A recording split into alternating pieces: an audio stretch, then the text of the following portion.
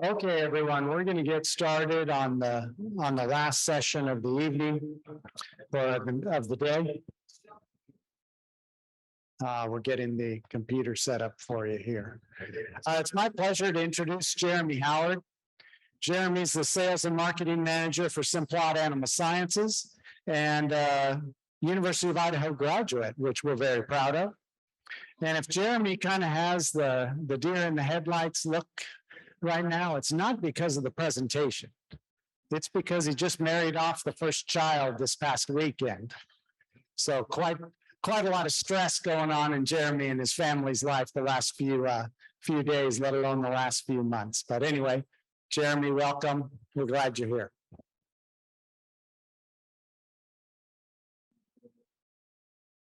You want me to stand in the middle, but I'm a pacer. So you're not going to get me. Let's see. Is that better? You're not going to get me in the middle. I'll try and avoid those. As Dr. Dalton was standing there in the middle, and you got that really bad feedback from him. So thank you, Dr. Dalton. Dr. Dalton's a mentor of mine. Actually, he didn't alliterate on this, but he was on my master's committee and then on a failed attempt to get a PhD committee as well. So maybe one day we'll get that finished.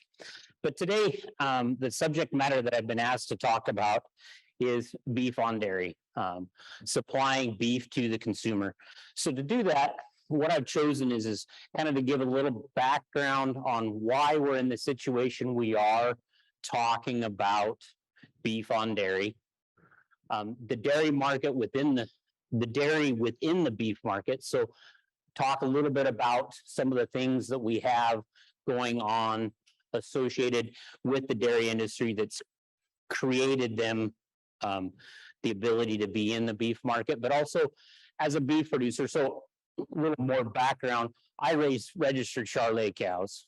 I'm here talking about dairy, and we're at a beef meeting. It kind of really all fits in, right? But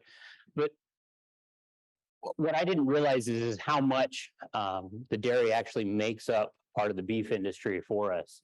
We're going to talk about some options, kind of talk a little bit about the straight dairy calf, the beef dairy cross, and then a new and emerging market, a full beef calf, what the current market for those looks like, and then we'll talk a little bit about a summary. So we're in a reproductive meeting, so we got to talk about reproduction, right? Well, that's what's caused or created the situation that we have right now where beef on dairy has become really popular. When I started with Simplot 8 years ago, or in my previous life at another job, if you talk to a dairy producer about beef, they'd look at you, why do I want to worry about beef, right? I'm not in the beef market. It's the same as if you talk to a dairy or a beef producer about doing something with dairy, they look at you and say, why would I want to do anything like that? You know, there was no cross mix. But what was going on in the dairy industry? So here on the horizontal or the vertical axis here, we have a value associated with the breeding values or the conception rates with cattle. And then across here, we have the year. With the blue is sire, the red is cattle. So this is data from the CDCB, a group of geneticists, et cetera, associated with dairy cattle breeding. And what this illustrates is the values associated with breeding values. So you can see here, this is 2000. We were right here in that between 3 and 4. What happened until about 2013, 2014, we continued to see a decrease. And what we had at this point, and we'll get into this a little more, is we needed to we had to create as many pregnancies as we can and as many dairy replacements because we couldn't get them bred. Well, what happened here is we saw an increase, and we continue to see this increase in reproductive efficiencies associated with the dairy cattle. So what it's caused is a situation where we have Dr. Fricke from University of Wisconsin. We spoke at a meeting in Amarillo a few months back, the High Plains Dairy Conference, and he entitled it "Uteri for Rent." And that's really what we've got, is we've got a situation where we have uteri on these dairy farms that we need to maximize the value for that dairyman to be able to create the best value for him. So it was common practice up until now to retain all of those animals. We retained as many as we could. We use them either for expansion or they were sold later for as either a springer or as a fresh cow. What then happened, and looking at that, so what are the costs associated with that? You know, we know our feed costs associated with that. So right here, a dairy replacement heifer costs between $1,200 and $1,850, and that's old data. I mean, right now, given what hay prices are, I mean, in my area, and I'm from Idaho, dairy quality hay is $400 to $450 a ton right now. I don't know what corn prices is. I haven't looked at that lately, but that's probably a little higher now than it was based upon these figures. But increased reproductive rates, as illustrated in that earlier graph, and then the use of sex semen has created a situation where we had excess heifers. They were giving away heifers. They were selling them for a lot less than break even on these heifers. So what that did is made our dairymen have to look at managing the replacements. They had to manage how many replacements they're creating on any given month or on any given day, really. So what they had to do is that they began using genomics or some type of index so that they could select the cows that they were using to make their replacement. And they also had to figure out what they were going to do with the other animals that they had. So replacements are generated, generally speaking, in the dairy industry using the younger cattle on the farm. Your basically heifers up to your second lactation. You're going to see a lot of usage of sex semen in those cattle, and then you're going to see a lot of beef semen, if anything greater than that. And basically we have an area there on cows. So much like in the beef industry, those older cows, they've paid for themselves, they've sold calves. The same thing's the case in a dairy cow. That older lactation cow is the one that's making us the money because they're giving us a lot of milk and they've already paid off their raising costs, etc. So essentially, we want to keep them around and we've got to keep having them to be able to lactate. They got to get pregnant, right? So let's switch gears a little bit and look at what, generally speaking, when we look at a dairy, we think only of milk, right? That's where they get their check. They get a milk check every month. They ship 100,000 pounds. They get a milk check, whatever that value is.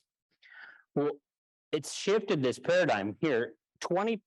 So coal cows and coal calves represent 10 to 20% of the income of a dairy operation.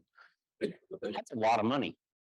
Yes, 90 to 80% of that is coming from milk, but there's still there's a lot coming from those coal cows and the coal calves. So how can we maximize that? And that's what that's doing is shifting the mindset of I just need to make sure that I'm making as much milk. I was visiting with a dairyman the other day here in Texas.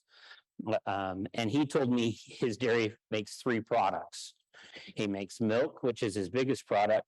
He makes coal animals, whether it's coal cows or beef products, and he makes fertilizer in the form of manure. And he's got to maximize all 3 of those to be able to help his operation continue to move forward. So in 2018, this is the most recent data I could find. In 2018, dairy animals contributed to 22% of the total beef production in the United States. Did you guys realize that? As beef producers, we don't realize that. In my opinion, I didn't realize that. And it varies based upon the size of the native calf herd. And what I mean by native is our traditional cow-calf operation where we're producing calves. So that can vary based on the size of our native calf herd. That can go from as low as 18% to as high as 24%. And given what's going on, seeing how we're getting cows in Idaho from Texas at our slaughter plant there in Kuna, Idaho, we're seeing a huge exodus of cattle due to the fact of our drought and other conditions in the West. We're going to see that value probably be up in that 24 to 25%. And of that, finished steers are 12.6%, coal cows are 7%, and then finished heifers are 1.5%. So the dairy industry is still a huge player, or already is a player in the beef production system. And really all we're doing, and we'll get into this a little more, is changing that. But additionally, the dairy industry is a significant player in the prime beef market. I mean, look at these values. In between 2022 and 2018, Holstein steers contributed 32 to 60% of all prime beef in the United States. That's a big figure. You know, when I was a kid, everybody said, "Oh, I'm going to eat this old Holstein bull calf or steer calf." You know, there's that connotation associated with that. But really, they contribute a large part of our prime beef, and there's even niches or markets that are solely built. I was at a meeting in Texas Tech University a few months ago where a grocer was talking about how they built their whole beef system on Holstein cattle. So there's whole niches in the area that are built upon that. So let's look at this and what we have. I'm going to go through three options here that a dairyman has. The number one option is the easy option, straight dairy calf. You know, the straight dairy calf, up until recently, due to the influx or outflux of cows, the value associated with the straight dairy bull calf has fluctuated. And it was based on the native beef calf, just like the cull cows, all of those. It's based upon the native beef calf pricing. But it's resulted in a lot of variability associated with that pricing. The lowest value animal of these three options is that straight dairy calf. They're commonly sorted against due to reduced feed efficiencies, red meat yield at the packing plant, also muscle shape. That's one thing that you will hear is their muscle shape. They're elongated when their ribeyes elongated when you compare them to either a cross or even a native calf. They don't fit in the box as well as we like them. There's also some issues with them when they're sitting on the shelf. They don't hold their color as long as others. But from a meat quality situation, Texas Tech presented some data at the meeting talking about basically they did some taste tests, and actually the number one on the taste panels actually was the Holstein beef, then it was the cross beef, and then it was the native calf on the taste panels associated with meat quality. So they liked the Holstein from an eating experience better than they did the natives. I mean, what that means, I mean, it just means that there is an experience associated with that Holstein. The second highest value, I call it beef. It's been named beef on dairy. It's the second highest value of all of these on a retail basis. Many producers have adopted this, and it's continuing to grow. When I first heard about it, it was a fad, or many of you in the dairy industry that know of the dairy industry, the beef semen was reserved for that cow that was 5th lactation, 40th service, 300 days, and they just wanted to get a pregnancy, even though she probably wouldn't stay in the herd anyway. So this is an illustration associated with NAAB, associated with, in 2018, the dairy industry domestically sold almost 22 million units of dairy semen. In 2021, they sold 17 million. Where did that, was that 4 million? I'm not a mathematician either, George. But it's about 4 million that disappeared out of that. Well, it shows up over here. We're at a reproduction meeting for beef. We didn't use an additional almost 5 million. George does a really good job presenting, or Kai, but we didn't increase it that much. So that means that it's headed into the dairy industry, is what we're gathering out of that. Initially, when we looked at this market and we look at the quality of the cattle, it's often referred to as the tank clean out. We wanted a beef calf. It had to have a black hide, and that really didn't matter, right?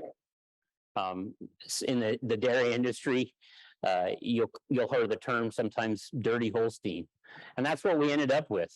We ended up with some really good bulls, and we ended up with some really shouldn't be used bulls that were used in this industry. It gave us some variability in feed efficiency data and variability as far as the meat quality. It kind of gave us a little bit of a black eye, but just like anything, we learn as we go into these type of systems. as we learn, we focus more and put the bull selection as a major criteria for us. We tailored them to create more efficient animals that produce high quality beef. So what that means is so if I have jerseys, I'm going to have to tailor what that bull I'm going to use. There isn't one size fits all for this market or for this use.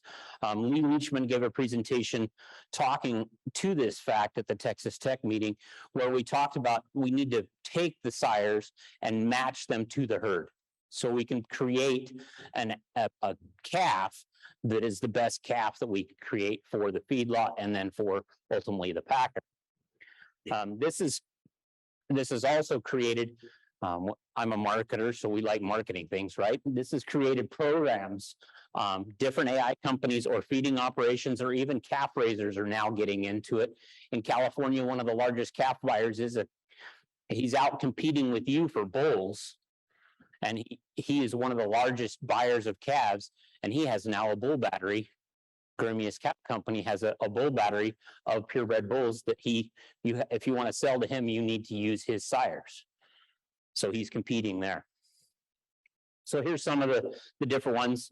I don't know if I got them all, but essentially there's different programs that are out there. Each one of the studs has one, or even some of the embryo transfer companies are getting into it as well. So there's been some surveys by California extension agents, and then also extension agents in Pennsylvania and other areas, looking at what the predominant breeds are. And what you'll find is in the East, you'll see one breed that's predominant, or two. In the Midwest, you'll see another one. In the West, you'll see a difference as well. But essentially, what we'll see is Angus, Simmental, and these aren't in order of popularity, I guess. So Angus, Simmental, Limmy, Charlet, Wagyu, and then crossbred combinations like Sim Angus or Limflex. Those are what you're going to see out there. This particular photo is actually of some Charlet Jersey crosses. So use of beef semen was easy to implement. They could just replace the unit of dairy semen with a unit of beef semen, low cost to producer, and conception rates were similar to the dairy semen. So what did the dairymen want out of this? Well, that's one of the things that they ask in the questionnaire. The number one thing that they said is conception. Well, conception is king in the dairy industry. Number two, calving ease. Number three was gestation length. We wanted to be able to not have a major impact on that transition period, which the transition period is a huge impact on lactation as we look over time. So many programs offer a premium. So we're going to look at a little bit of the finances here. So many of these offer a premium, and most of those are tied to the current day-old Holstein price. So when Holstein calves got to $400 or $500, they were paying $200 to $300 more above that Holstein price. So it really, due to the volatility of it, many of the buyers are starting to move away from that tie to the Holstein market and are just offering a premium associated with that calf, just a straight day-old price or whatever it is. So with this, the beef on dairy, we've seen a wide adoption. The supply of crossbred calves has continued to increase. You go to a lot of feedlots and you will see, but there is some implications on that are also a little bit troubling. Is there's only one packer that will admit they're actually harvesting some of these. We know that there are other packers that are harvesting, but Cargill is one of the only ones that will accept these cattle and say that they are harvesting them. And that's changing. Also, there's still some concerns due to the fact of the tank cleanout as far as feedlot performance. And we're continuing, or everybody is continuing to move towards increasing the performance of these cattle in those situations so that we create an animal that is higher performing in the feedlot and actually performs as well, if hopefully maybe one day as good as native calves. And pricing has been adjusted due to the increase. Originally, when we started with this, we were a premium of $250 to $300 for a day-old cross calf. That we may be seeing that just because of the supply of calves now, but for the most part, it's continued to decrease. A third option is use of a full beef embryo. So we're generating a calf that is a full beef calf. He's going to go through a calf fed system just like a dairy calf, but genetically, he is the same as any calf that walks into that sale barn that's come off of a mama. And this is accomplished using either oocytes derived from a slaughterhouse situation, or in some cases, oocyte pickup, or they actually go in and physically remove those off of the ovary. They're then mated to a high genetic value sire based upon whatever market it is, whatever buyer is associated with the different programs that are there. Essentially, it works just like semen. They're able to go pick a sire and say, this is what I want, or even in some cases dam, and then they have a technician put that embryo into the recipient cow. Depending upon the operation, that may be a technician on farm or a veterinarian. It really just depends. This potentially has the greatest amount of income, but it also has the greatest amount of input costs. So looking at it a dairy to really look at the different options there are. Also, there's very little data available on prices paid for these calves, but then also how they perform through the system. Do a full beef calf, do they perform the same if they go through a calf fed system as a native beef calf? We don't know that question. We don't know the answer to that question. There's lots of data out there that is being worked on, but we don't know that. And how are they going to grade? One of the issues we have with Holstein straight breds is liver abscess issues. It costs the packer a lot of money and also the feedlot a lot of money. Are we seeing that decrease or increase? Is it a function of the calf fed system, or is it genetics? And we had actually had a full day discussion on that at the meeting in Texas Tech. So looking at this, so we've got the three options. What are some of the marketing options that are associated with that? Well, so we'll talk a little bit about the financial sense behind it. Keep in mind, those have changed a little bit as the market has changed and since I built this PowerPoint. So the values may not be the same as what currently is, but it gives you an idea of what the price points can look like. And also it's changed the mindset of the dairyman. We're seeing more dairymen retaining calves. If they have open space in their hutches, they're retaining these calves, taking them to 400 pounds and then selling them. Or if they really want to get fully into the game, we're even seeing dairymen go all the way to hanging them on the rail. So it's really been an interesting paradigm shift from I don't want anything to do with beef to now some of them are fully in, such as in Minnesota, we have Riverview, which is associated with Wolf Limousine, which they take them all the way from hutch all the way to harvest at, I believe they're at Cargill, but anyway, at the packer that they have a agreement with. So marketing options are sell at a day old, which is the traditional market, raise them to 400 pounds, or feed them out to harvest. So this is kind of some of the calf values, and these will, again, there's region variability, there's a whole lot in this. So just keep that in mind, but it gives you a general idea. So a Holstein, $30 to $60 in my area. A Jersey, you take one to the sale barn, you may come home with 3 because somebody stuck them in your trailer, right? They're not very, nobody wants to feed Jerseys. They're inefficient. A Jersey by beef, $30 to $150. And there's some variability based upon the beef sire used in there, but then also there's some caveats now where they're actually paying less for a female versus a male calf. We've heard values of $30 to $40 back for a beef dairy cross Jersey female over a steer. So keep that in mind as well. Holstein by beef, you can see $165 to $280, and then the values that we've heard on beef embryos is $350 to $400. So this gives you an idea of what that market looks like, kind of what we're seeing, and some of the things that were within the dairy industry that are ongoing. When I asked Dr. Dalton when he called me, what do you want me to talk about at a beef meeting, talk about dairy?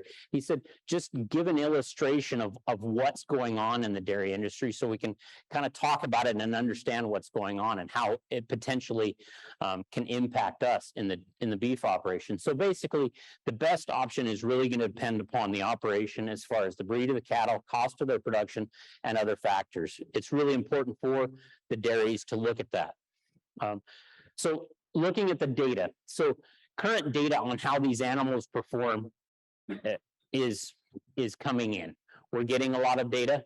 It's being generated and it's getting out there in the publications, but we're still in the real young phases of that. So most of the data we have is outdated, or it's from production systems that aren't similar to ours.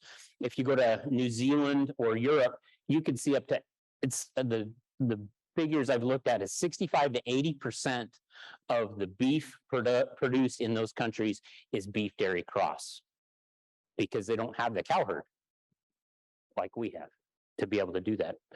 Brazil, they probably don't have that, but some of those countries, generally speaking, they're dual purpose out of those. And you'll see in Europe, Piedmontese, Belgian blues used. They're prominent in the European market, and there is virtually no data on a full beef calf raised through the calf system. But there appears to be some agreement between the old data, the data from these other countries, and what's being generated out there right now. So breeding of a beef bull to a dairy cow does increase the feed efficiencies. We've seen some increases in that in the initial data, changes the carcass characteristics, improves the carcass from a red meat yield standpoint, and takes the muscle shape. So we're seeing a dairy cross actually has more of a rounded ribeye than an elongated ribeye that you see in a straight Holstein. So there is some improvement, and also some improvement from some other carcass characteristic standpoints. So in summary, beef on dairy is here to stay. And really, if you look at it, these calves have always been part of our beef supply chain. We just didn't realize they were there, at least for me. That we're not adding to this supply chain.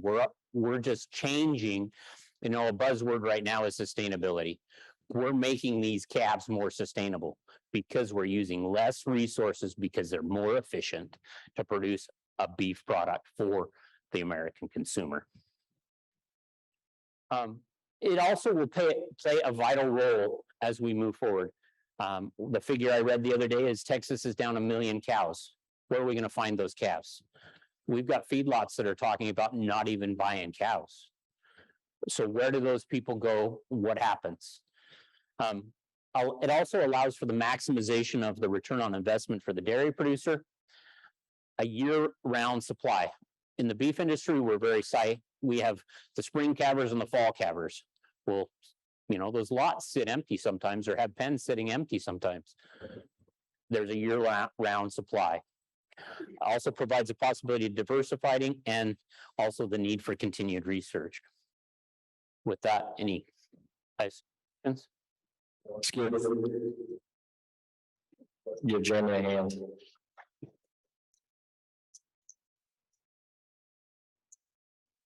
So we have time for a few questions. So what is your, maybe what's the conception rate on your embryo that you put in compared to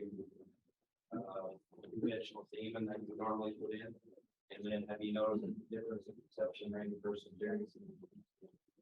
So for the online audience, for conception question is what is the seen conception rates on embryos, and then also what is the conception rates of beef semen associated with this usage. So generally speaking, the data that is out there Paul Fricke actually just gave a study looking at IVF embryos in dairy situations, and actually has an ongoing research project right now.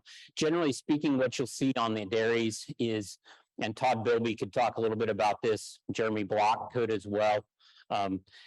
Basically, what you'll see is those conception rates during times of non-heat stress, you'll see them follow your AI rates. You'll probably, if you're doing fresh or frozen, that'll also change based upon that.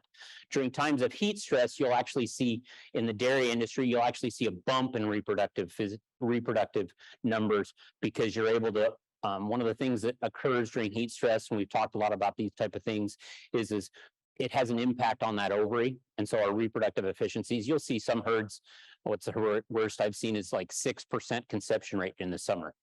You'll actually see a bump in that because you're overcoming some of the effects of heat stress by putting an embryo in. Initially, we did see lower rates as far as conception rates with beef semen, but we're continuing to improve those. So you're going to see rates that are very similar across the board as far as beef semen versus dairy semen. Originally, we were hearing lots of noise that it was lower, but generally speaking, it's going to be fairly consistent. Questions? Go ahead. Say you guys get for your IVF embryos from slaughterhouse or the live cow aspirations. What have you seen in difference in EDR between the two and the conception rate between the two?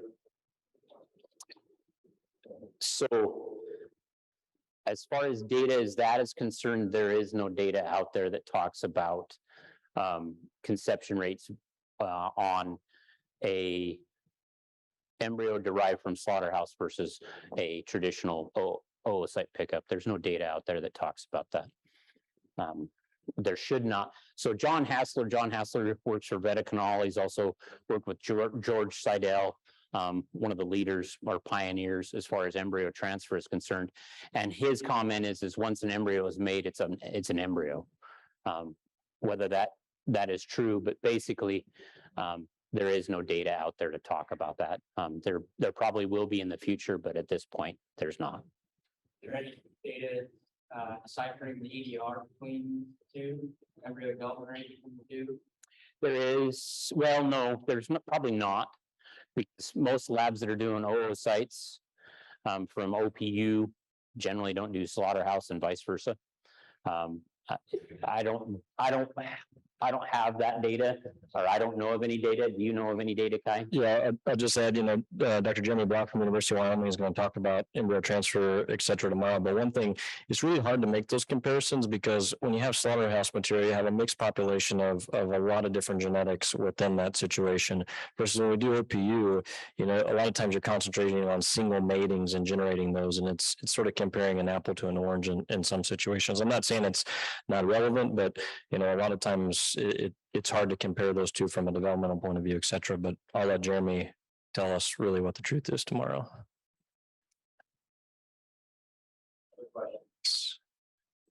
Any other questions? Okay, let's thank Jeremy one more time.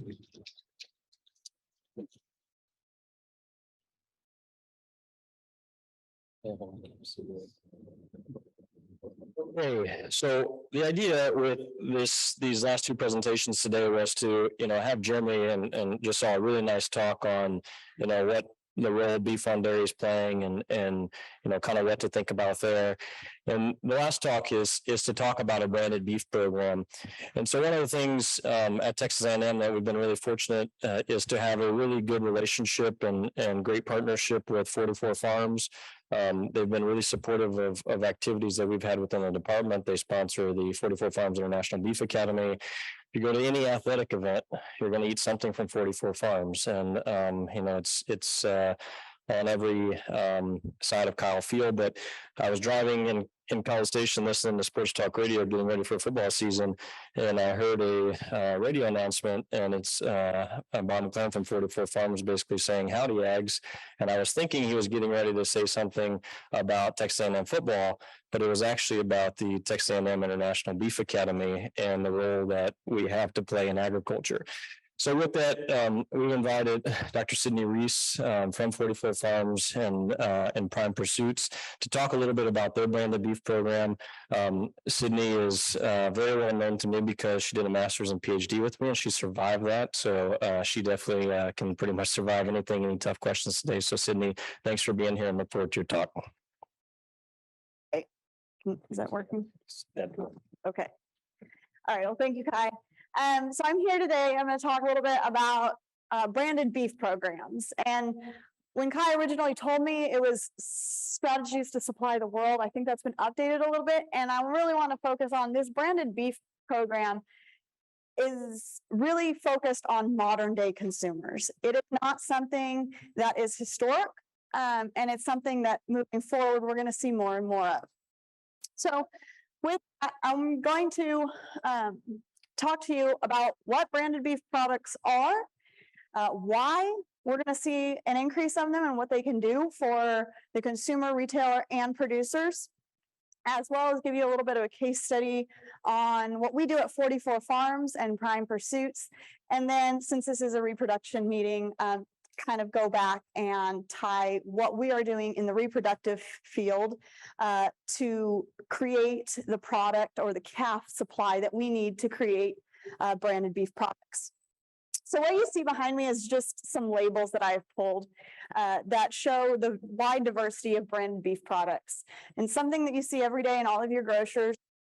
And this has really been a transition over the last 30 or so years, where you used to go to a butcher counter and get meat, or you would go and get a white case, but they were generally unlabeled products. They might have something like a USDA quality grade on them, but they weren't necessarily tied to any specific brand. Obviously, once certified Angus beef came along, it really changed the world of meat marketing, but beef in particular. And that has led to the evolution of all of these other products. They might be quality-based, farm-based, breed-based. There's a wide variety of options, but that's what is so important. It's giving the consumer options. So just kind of show what branded beef is. Branded beef is a retail or food product that has a specific set of requirements or labels and certifications that differentiate it from a commodity product. And this can be done in one of two ways for meat products. It can be a private label or a USDA certified beef program. Now, private labels are something that a store can attach to any of their products and carries less stringent requirements. However, if it is a USDA certified beef program, those programs have specifications that are monitored by the USDA and have to be meet those specs and be certified by the USDA in order to be put on the shelf. Now, currently, there's about 60 USDA certified beef programs available at retailers nationwide. It started with CAB, they've got as many as 140, but that certification process happens yearly, so the numbers fluctuate. Right now it's around 60. This is really important because younger and more urban populations are more likely to buy these specific brands. And so their brand loyalty is a lot higher than older generations and more rural populations. So as the population shifts, this becomes more and more important.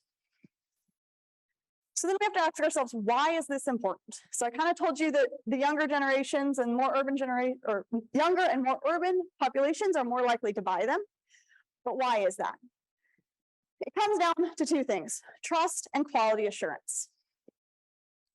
The consumer perceives branded beef as having added value and increased quality, a decreased risk, and that can be associated with food safety, eating experience, overall quality. It also increases the credibility. Brands are often associated with a feeling or a stigma, good or bad. Most of the time, bad things don't last and good things do last. So this is that credibility factor. And most recently, there has been increased concern about ethical and moral stances basically the story of where your food comes from. And a brand can provide this.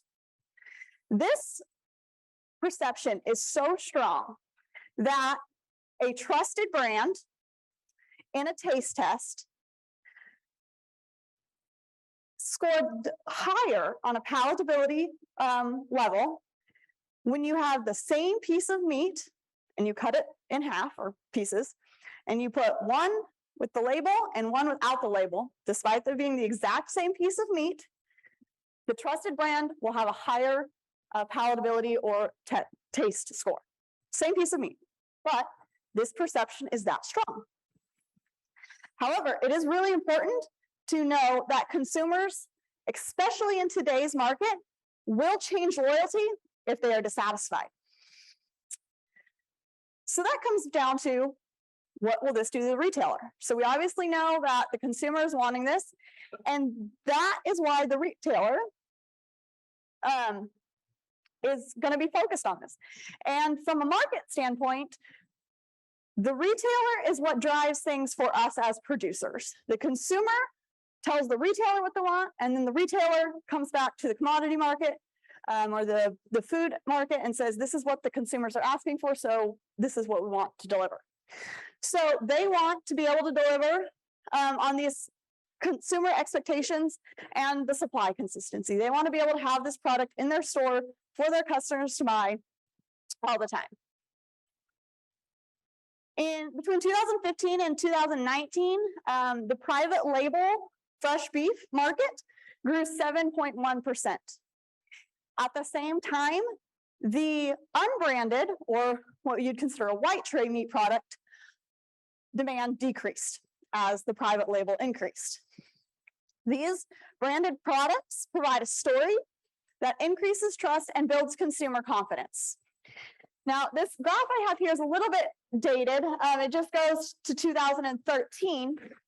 But what it shows is a demand index. So this is a number. It's not a dollar. It's not a quantifiable number. It's an index number that shows what certified Angus beef demand was, which is going to be our model for a branded beef product, and a USDA certified prime or choice product will be. So the white label or unbranded product peaked in 2010, and its market share has since decreased. This line would continue out to the modern 2020s, while that branded product demand increased, and these lines stay true today. So this branded product that provides a story and is increasing demand also now needs to be relevant for the producer. The consumer's wanting it, the retailer's wanting it, and this allows a lot of opportunity for the producer to capitalize on price premiums and become separated from that commodity product. So this is some data. I know Vitor talked about earlier this USDA's cow-calf study from 2017, and I also encourage everybody to read it. It's really quite enlightening. But what we see here is it looked at how cow-calf operations in the United States marketed their calves.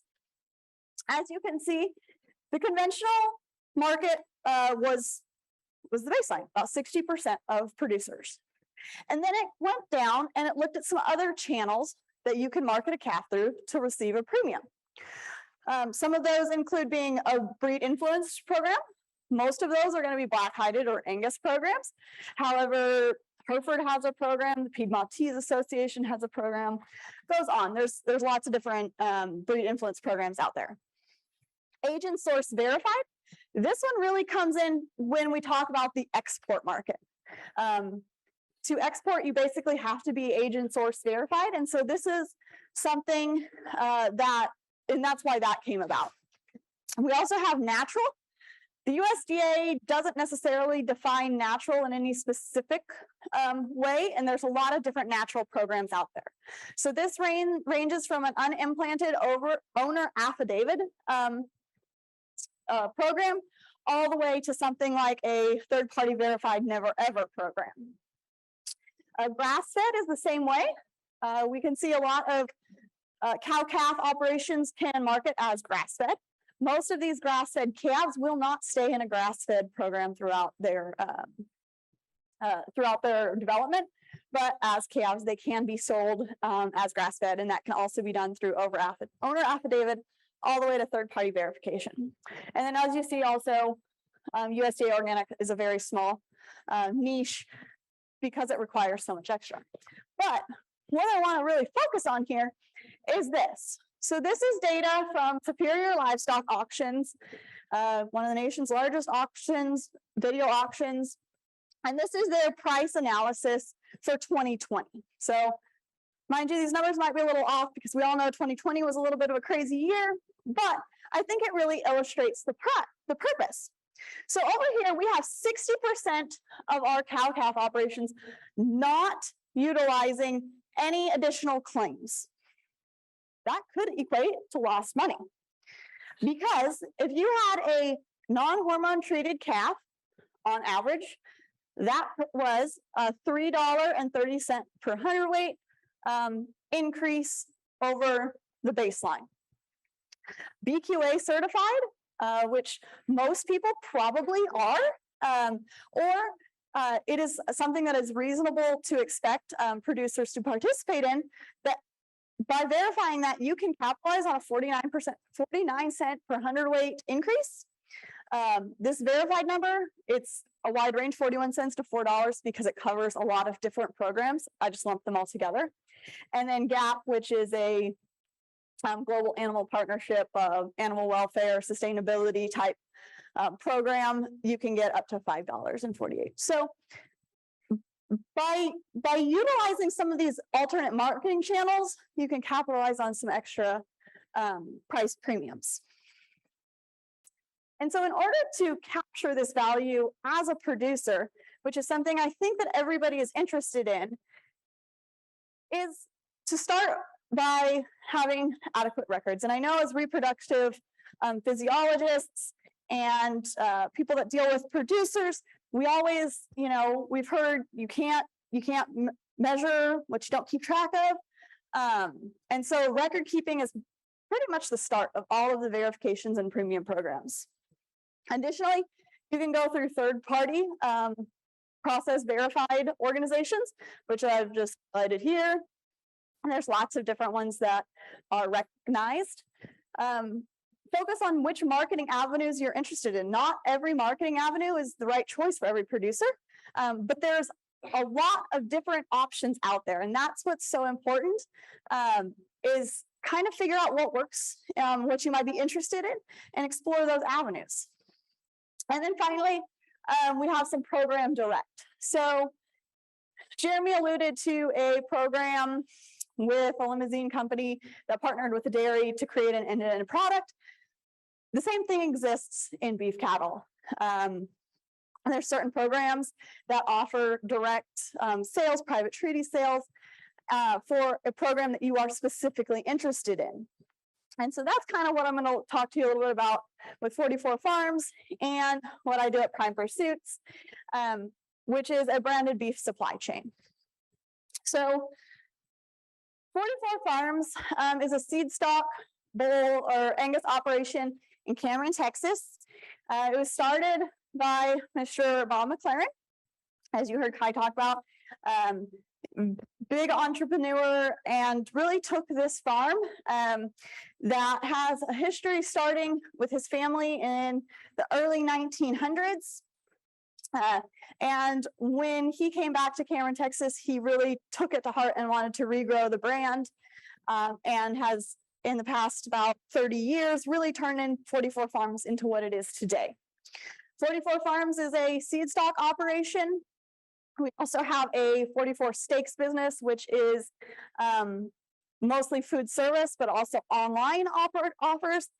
And the most recent update is Prime Pursuits. And Prime Pursuits is a branded beef product that has origins in 2016, when Walmart approached Bob and said, we need to increase our consumers' confidence in our beef product. People don't want to come to Walmart to buy beef. We need to change that. Beef is one of the biggest drivers in the grocery market. And if we don't win in beef, then it's going to be really hard for us to do well in all the segments of our grocery population or grocery sector. And so after about 3 years of development, they were set to launch the program in May of 2020. Obviously, that didn't happen in our first cattle hit the shelves or with our label in 2021. So it took about 5 years to get this program up and running. But what it is it's an end-to-end supply chain with complete transparency by partnering with some of the best producers and feeders that we can find. 44 Farms is the basis. This is the genetics and the seed stock. So this is what the reputation that Bob was able to come to a deal with Walmart to make is based on this 44 Farms reputation. And we work with producers who buy bulls and really have that superior Angus genetics that we're looking for. We Prime Pursuits purchases weaned calves from those producers. We work with partner backgrounders and feedlots to feed those cattle as Prime Pursuits. They're then harvested at a single harvest facility, a private harvest facility. And then Walmart takes ownership of the carcasses. They go to their cutting facilities or case-ready plants into about 5 distribution centers. And then we sell the beef at Walmart stores under this McLaren Farms label in the Southeast. So Florida, Georgia, South Carolina, Mississippi, and maybe Alabama.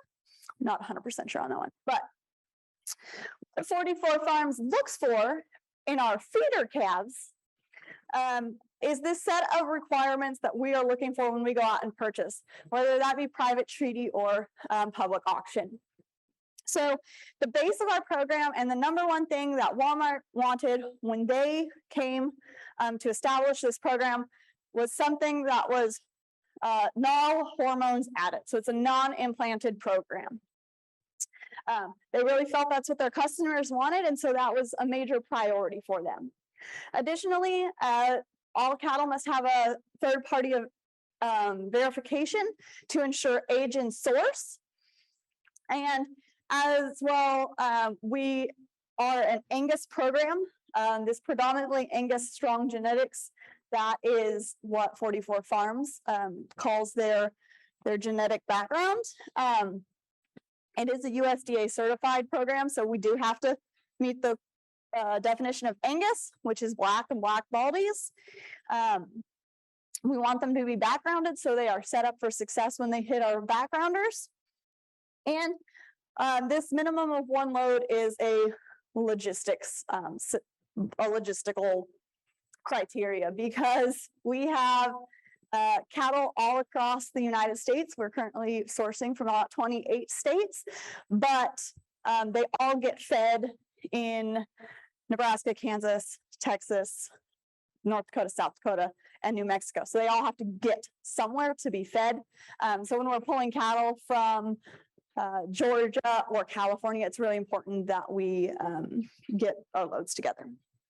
So some people just ask me why we're excluding small producers, but this is something that we're looking at is creating brokers or hotspots to combine cattle that otherwise would fit in our program, but might just not have enough to have a whole entire pot load.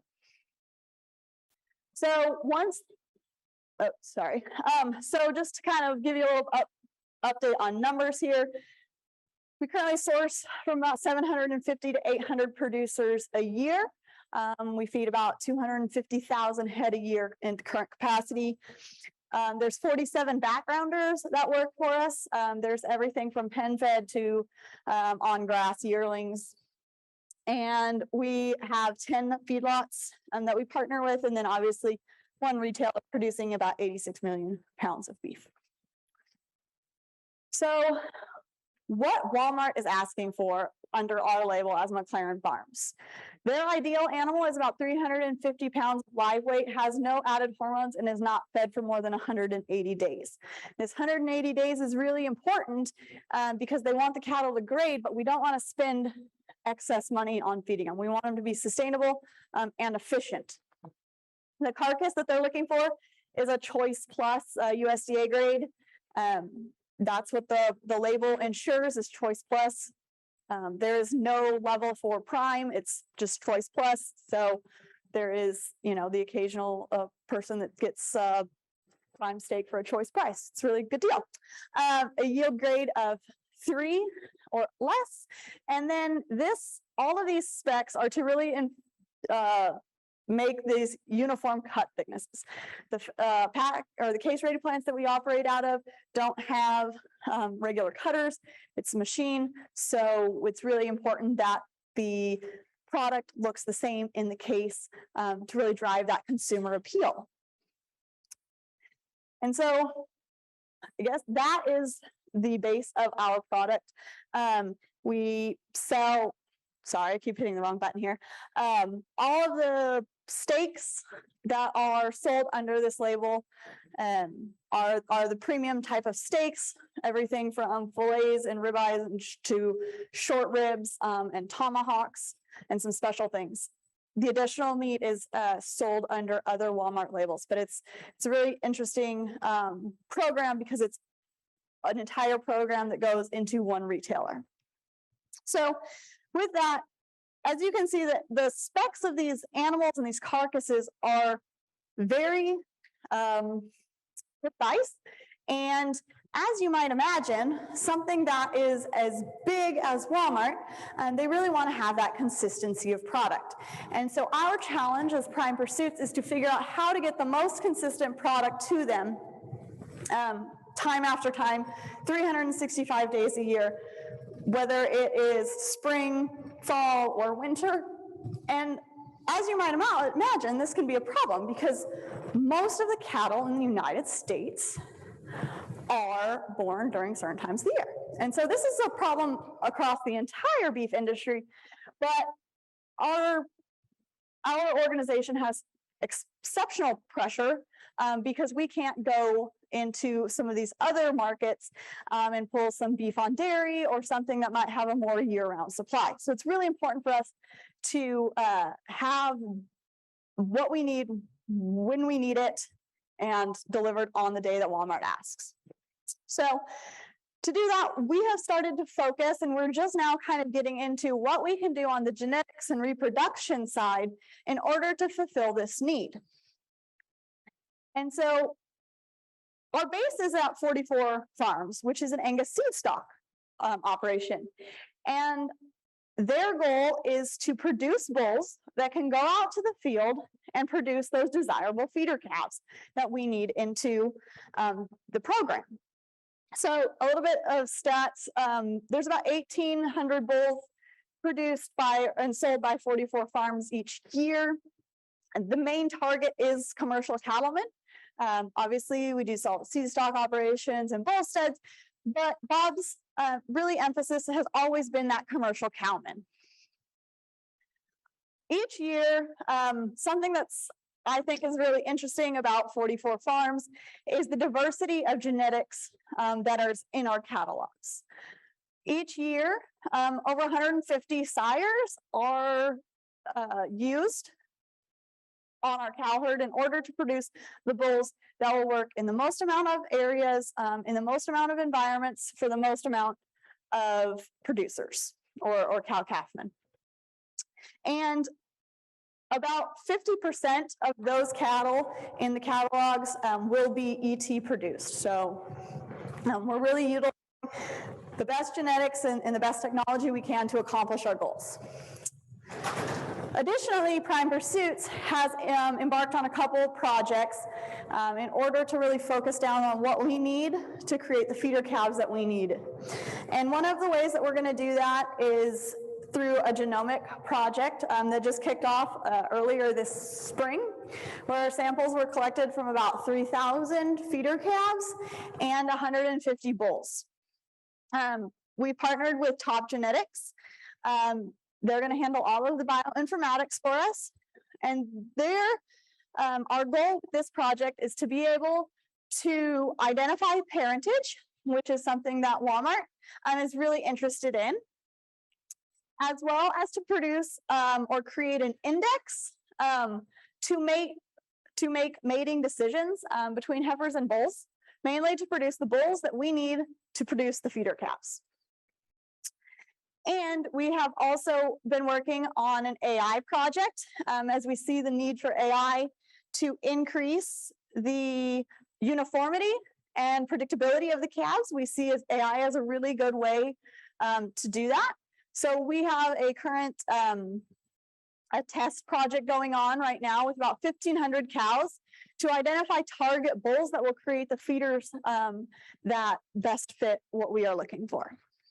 So I guess that's just a little bit of an overview that I have for about what Prime Pursuits is, what 44 Farms is, what branded beef is in general. And so with that, I will take any questions.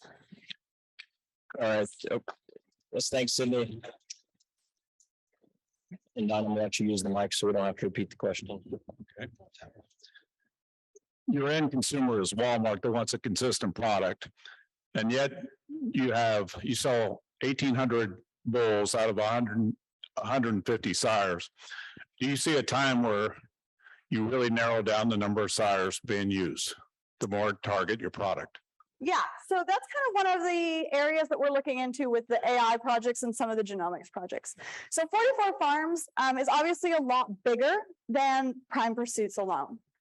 We sell bulls to, we've sold bulls to the lower 48 states.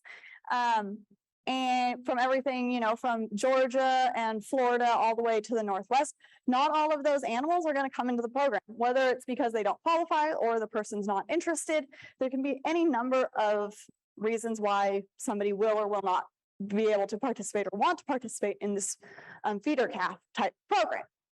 So I don't ever see us getting away from diversity because we want to create a bull that anybody can buy that can fit in their environment. However, with the genomic and the AI projects, we are looking at ways to target bulls for those producers that are interested in the Prime Pursuits program. So whether that be, a mark in the catalog that says, hey, this is a Prime Pursuits recommended bull, something that is, established through a phone call with one of our producer reps, or something along those lines. But we don't ever want to get away from narrowing our gene pool too much, if that answers your question. So it's yes and no. We're gonna add tools, but keep our main mantra. Other questions for Sydney? Dan?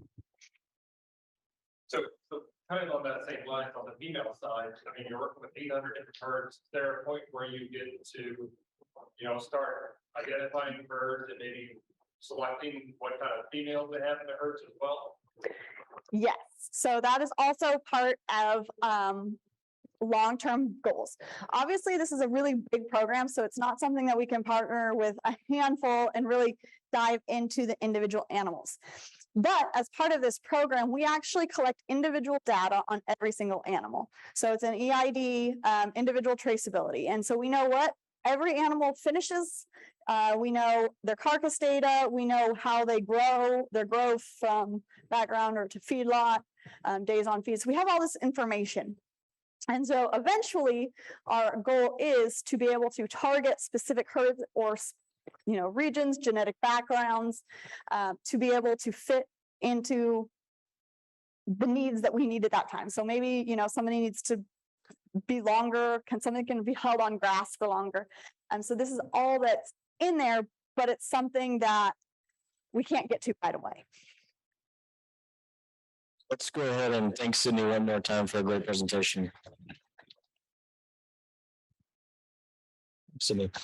So, I think it's clear based on everything that we went through today, and you think about reproductive technology and you think about these two programs that were just discussed, beef on dairy, and then Sydney talking about the branded beef programs, that, reproductive technology is what's creating these programs and sort of what's happening in the background. And sometimes, I think when we talk about the technology, we think about it, you can hopefully appreciate from these last two presentations, just how large of a scale it's playing in two very different industries, and trying to create a consistent product in two different ways. So great way to end the day. Now, one of the important things about the Beef Reproductive Task Force is the award ceremony, and I'm going to invite up Boyd Dingus, who's the general manager for Estertech, and then Dr. Sandy Johnson from Kansas State to present the awards. But as Boyd makes his way up here, really important to nominate people for the awards, nominate your peers, and something that we love to recognize people that have had an impact in the industry. So with that, I'll turn the show over to Boyd. And Boyd, remember, you are in between everyone and going to the bar or going to eat. Okay, so just keep that in mind. Not a good place to be at 6 o'clock. Sydney, that was fantastic. That's been going on a long time, and obviously it's growing fast, rapidly. And I've been fortunate enough to travel the world, and everybody's trying to replicate those kind of things around the world. I was in France some years ago and went in a McDonald's, and they had certified this and that breed. And I had a guy with me, and we decided to try it. We both took one bite and got up and left the restaurant.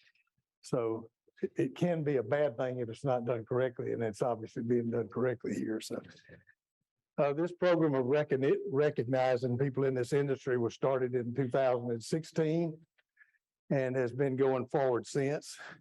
The intent was to recognize people from this group that have contributed to this industry a lot. And there's no question that there are a lot of those people that are not here tonight. Only disappointment I see here is what Kai just mentioned, is people are not taking the time to recognize the people that have contributed so much to this industry. Tonight, we have 4 people that were nominated, and it could have just as easily been 40. And it just takes time to recognize these people, but they deserve it. And think about that next year when we don't wait till the last minute, start accumulating and look at the criteria and start looking at who's been really contributing to this industry. There's no question there's a lot of them out there.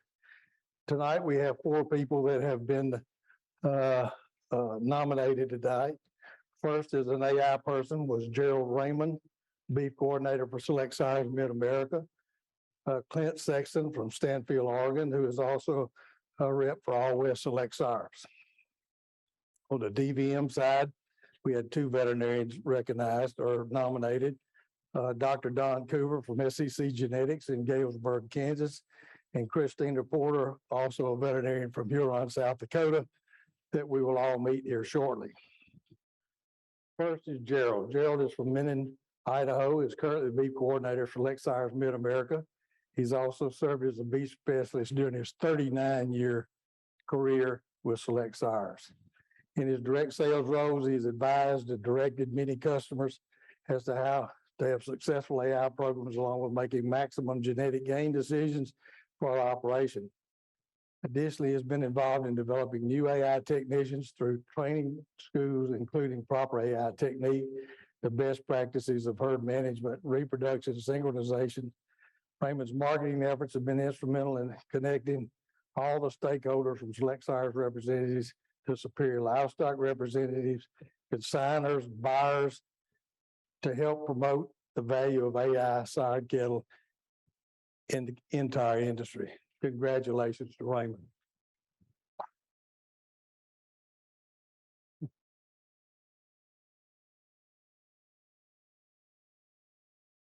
You know, I said last night when we were talking about these protocol sheets and everybody was worried about what was on the sheets. It's the people in this room and people like Raymond are really the ones that influence protocol use and what is successful as they work with people. It's not a piece of paper, it's people. And that's a wonderful thing about this industry. Believe it or not, was the first job I ever had out of college was AI industry. It's a people industry. And it always is, no matter where you go in the world, it's a people business. And I've seen people that try to make it a numbers business and it never works. It's a people business. I have friends in New Zealand, obviously primarily dairy, and the people, their customers never look at a sire catalog. their rep tells them what to do and they do it. That's how much trust people in this industry have. So congratulations again. It's quite an accomplishment for 39 years in this industry. And the veterinarian is Dr. Christina Porter, a veterinarian and ABS Global representative from Huron, South Dakota.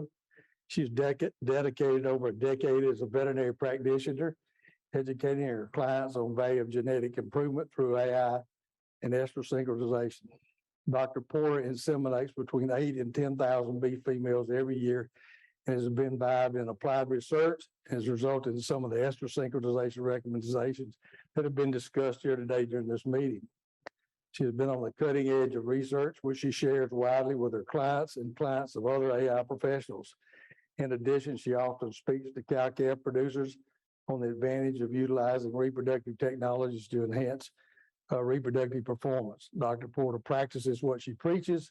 So she and her family operate a cow-calf operation that implements technologies that she recommends. Dr. Porter, congratulations.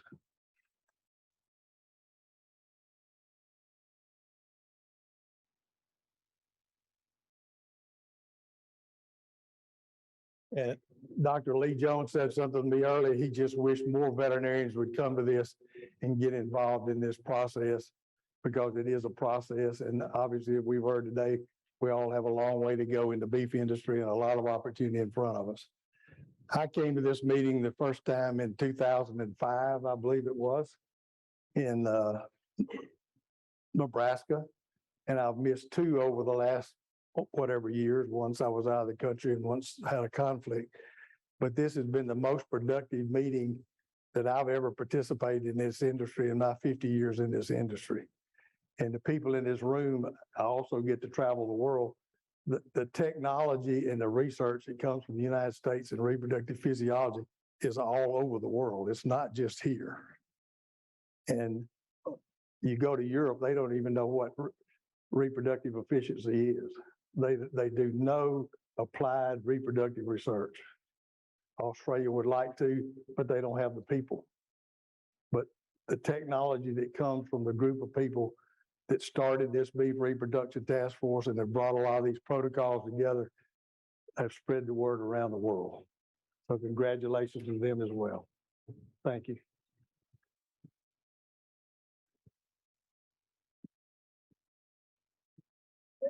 Okay, thank you, Boyd. So just a few rules for tomorrow.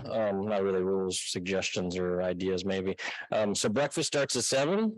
Dr. Mercadante said he's going to take roll at 7:15 to see who made it back or not. Then the session's going to start. I have a lot of good talks tomorrow. And then we will have lunch when we break. Okay, so make sure that you stay around and have lunch with us, have some discussion with us. A lot of us are staying around for a period of time, so look forward to visiting with everybody. If you have suggestions, comments, feel free to let us know on the task force. And if not, we look forward to seeing everyone back tomorrow. Anything I missed, Vitor? Okay. All right. Thanks a lot. Have a good evening, everybody.